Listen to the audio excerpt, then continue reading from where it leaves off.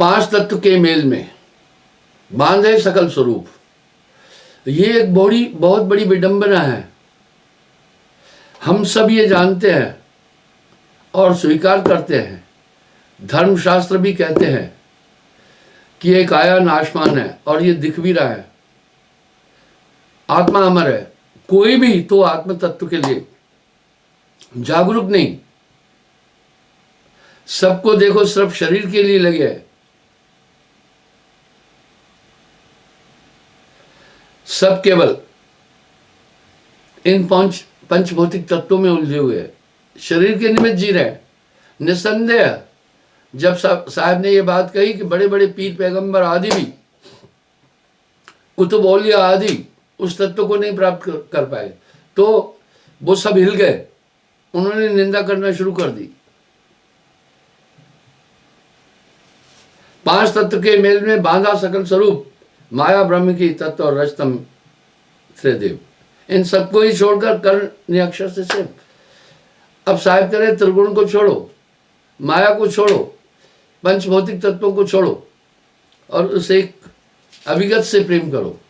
जो चाहो सोई मिले, मानो मोर विचार, यही भेद जाने बिना कोई न उतरे पार।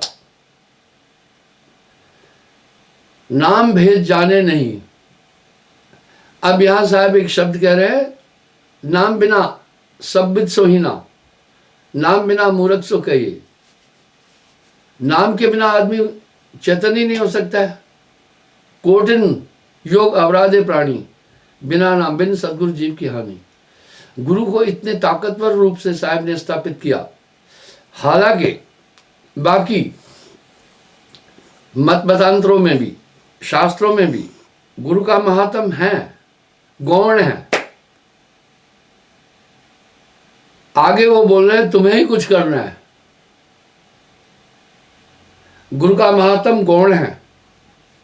जैसे हमारी शासन प्रणाली में पूरी सत्ता प्रधानमंत्री जी के पास होती है, राष्ट्रपति की सत्ता गौण है। इसी तरह बाकी मतांतरों में गुरु का महात्म तो है, गौण है। सर्वे सर्वा नहीं कहा, पर कबीर साहब ने अपनी वाणी में गुरु को सर्वे सर्वा कहा। ये शब्द एक चीज को इंगित कर रहे हैं, हरि कृपा जो होए तो, नहीं होए तो ना है। पै गुरु कृपा दया बिन सकल बुद्धि बह जाए। गुरु हैं बड़े गोविंद से, मन में देख विचार, हरि सुमरे सो वार है, गुरु सुमरे सो पार। परमात्मा की अगर आदमी उपासना करता है वो एक ट्राई है, लेकिन गुरु किया तो वो पार ही पार है। भव भारी भर में ही मिटे, संशय शून्य न हो। अब यहां साहब क्या करें, जब सदगुरु मिलता है संशय का निराकरण कर देता है। मैंने ये उदाहरण कई बार दिया है। एक आदमी से मैंने पूछा, नाम की प्राप्ति के बाद आपको कैसा लगा? उसने एक बड़ा सटीक उत्तर दिया, बोला गुरुजी अभी भटकना बंद हो गई, अंदर से एक सेटिस्फेक्शन आ गई है कि हम सही रास्ते पर हैं। इस सेटिस्फेक्शन के पीछे एक कारण है। जो आस्था है हमारे सत्संगों में, उसके पीछे एक कारण है। कारण क्या है? वो एक चीज की अनुभूति करते हैं कि नाम के बाद एक अदृश्य सत्ता मेरे साथ है। पर अगर पूछा जाए वो कैसी है, वो बोल नहीं पाएगा। मैं ये मानता हूं, साहब ने भी तो वाणी में कहा, नाम पाए सत्य जब वीरा, संग रहूं मैं दास कबीरा। आपको जरूर अनुभव होगा, एक ताकत मेरे साथ में है। आप उसको अनुभव करेंगे। ऐसा नहीं है, कुछ लोग कहते हैं साहब का दर्शन कराओ। मैं कहता भैया आपके साथ साहब कर दिया है, वो सूक्ष्माति सूक्ष्म है, पर जो सत्ता आपकी मदद करती है, आप उस सत्ता से परिचित हैं। पर साहब आगे वाणी में क्या करें?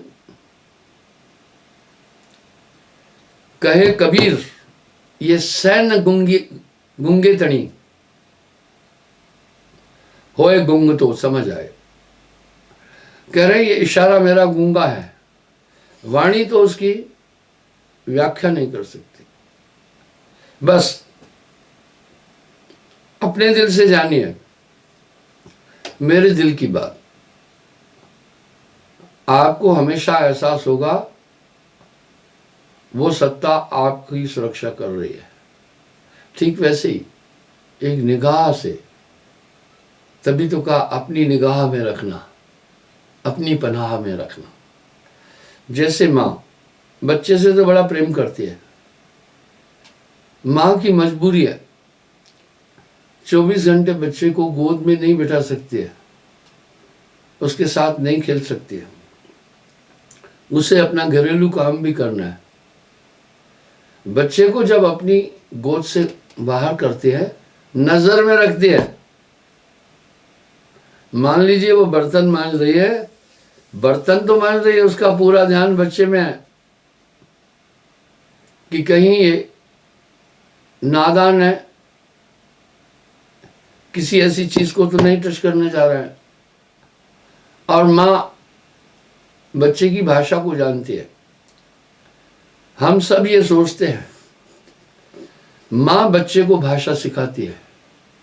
मेरा मानना है दुनिया की एक यूनिक भाषा है साउंड ओनली। बच्चा माँ को सिखाता है, भूख पर एक टोन रोने की अलग निकालता है, इससे माँ जान जाती है इसको भूख लगी है। जब बच्चा सोना चाहता है तब वो अलग तरह का एक रोना शुरू करता है। माँ को सिखा देता है वो अपनी भाषा पहले, जो यूनिक भाषा है।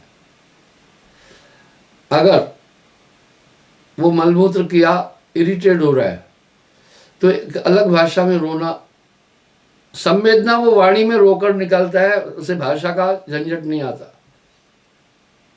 वो अलग बात निकालता है।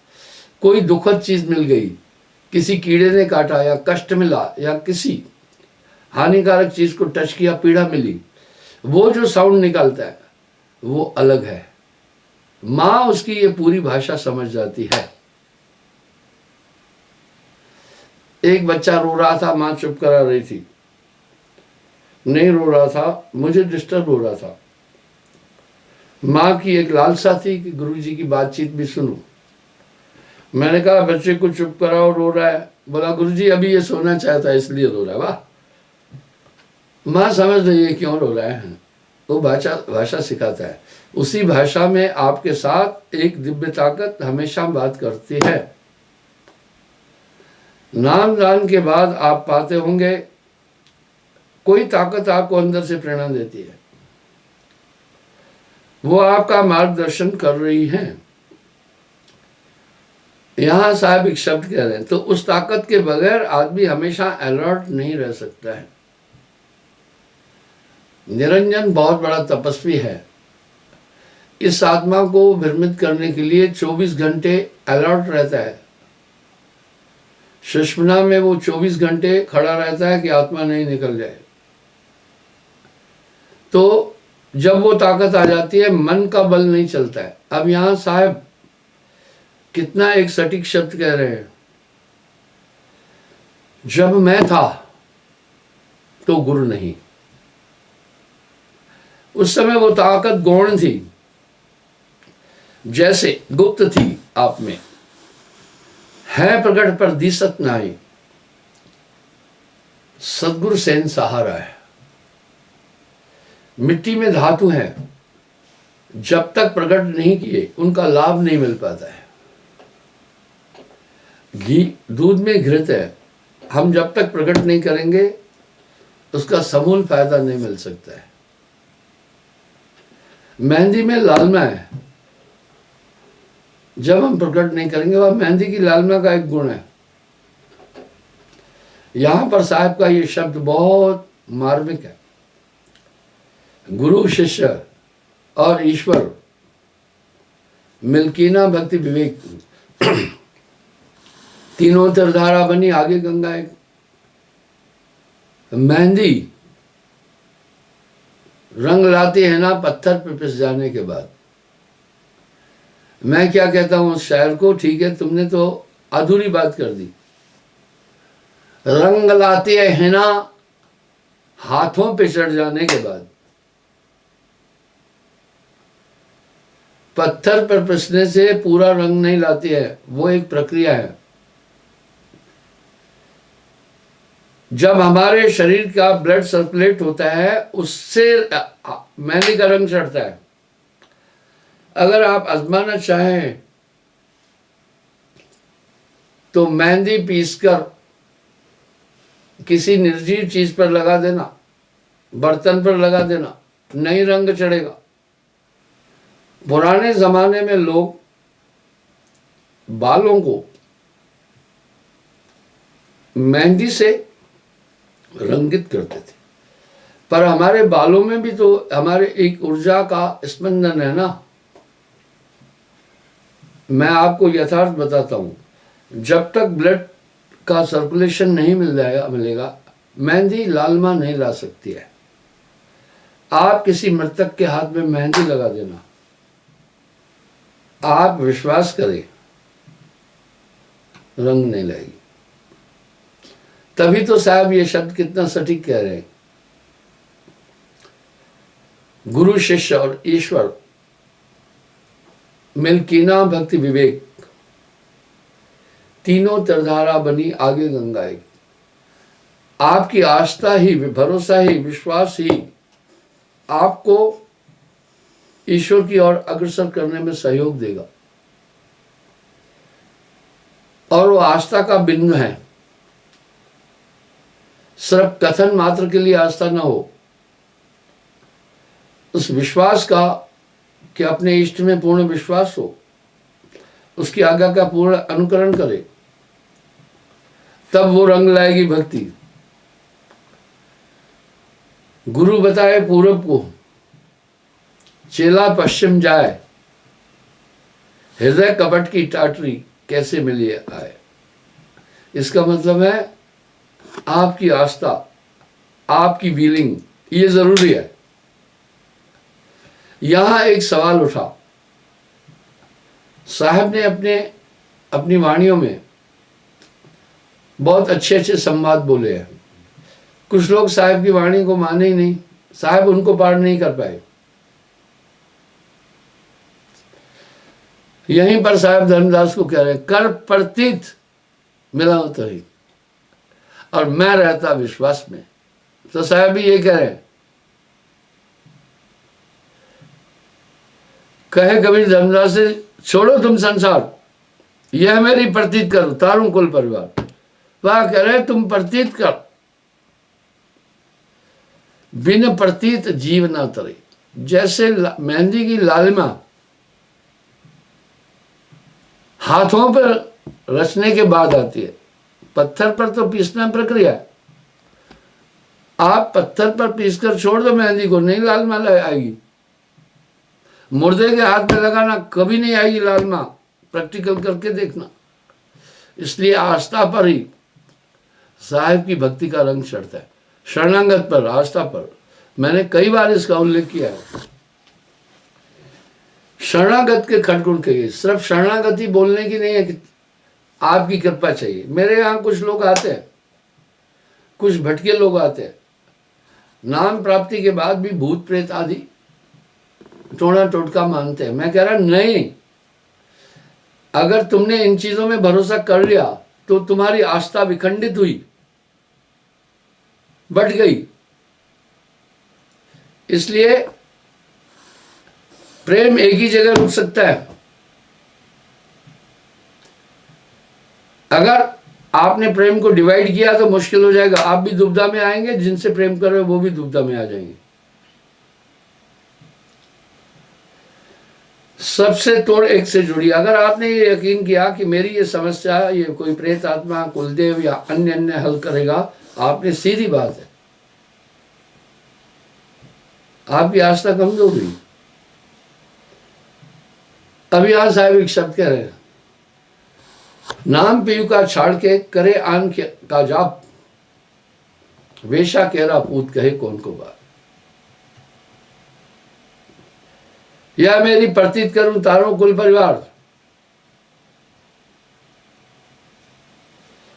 बोला मेरा विश्वास करो।